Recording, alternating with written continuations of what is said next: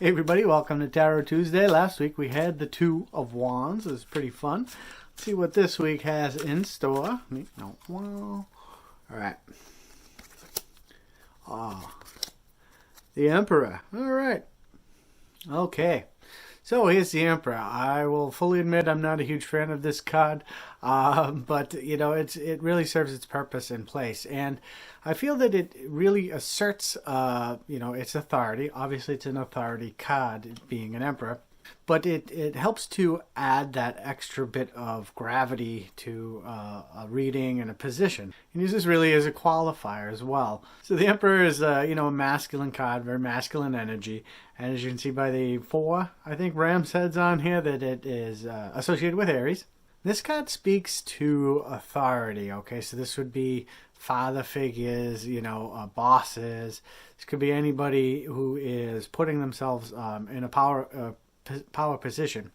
So on the whole, it just doesn't seem like there's a ton going for this card, but there has to be, right? It's a major.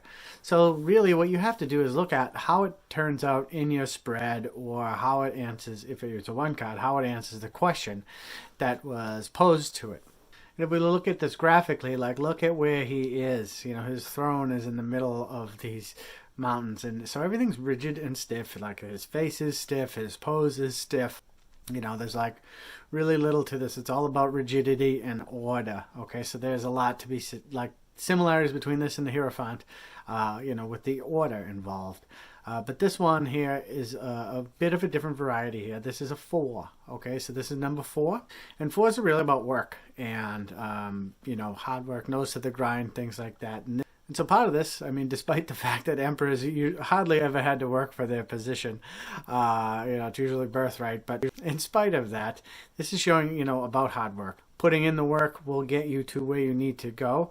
That's another way I would read this. Again, depending on how it falls in the spread, because this is a major, so this should mean a lot in a spread. So don't take it lightly, despite the fact that it seems like it's kind of a vague description here. This is an intense card, and it works intensely with others. You may see this a lot in spreads where someone is having trouble at work. This would probably mean that the boss is kind of an a-hole. So in that case, you could really speak to the boss's character here of rigidity and, I don't want to say inflexibility quite yet, because that's in the reverse. But there is a certain sternness and unwillingness to bend, we'll say. If this is a boss, the person's going to have to play by the rules, or, suffer the consequences. And, if they're butting heads with this person who clearly, with the ram all over the place, is good at that, they're going to not go so far. In the reverse, we've got inflexibility, as I mentioned earlier, and problems with authority. So this could come up for someone here who's really going against the grain and running into issues because of that.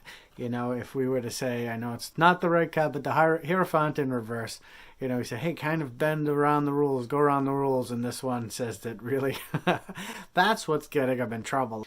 But the problems with authority is really a good sign too. That's a really good thing. It shakes things up. It makes things move.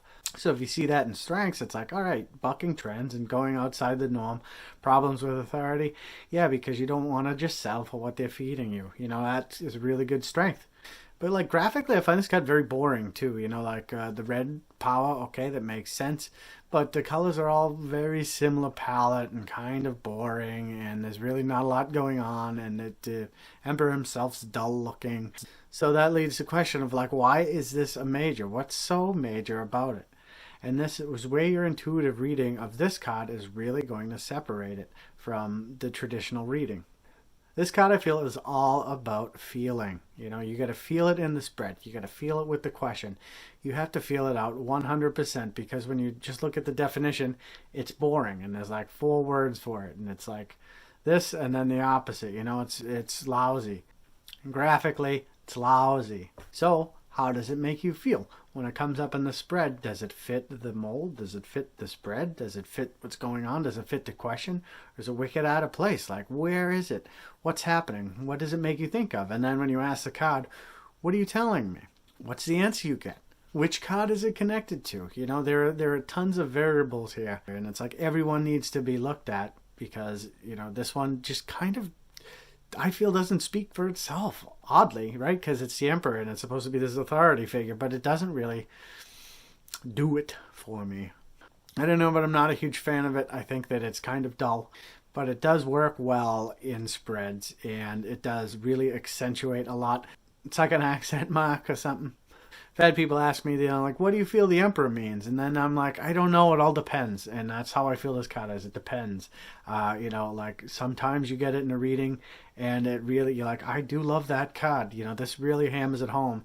And then when you look at the card itself, you're like, I don't like this card. This one sucks. This is boring.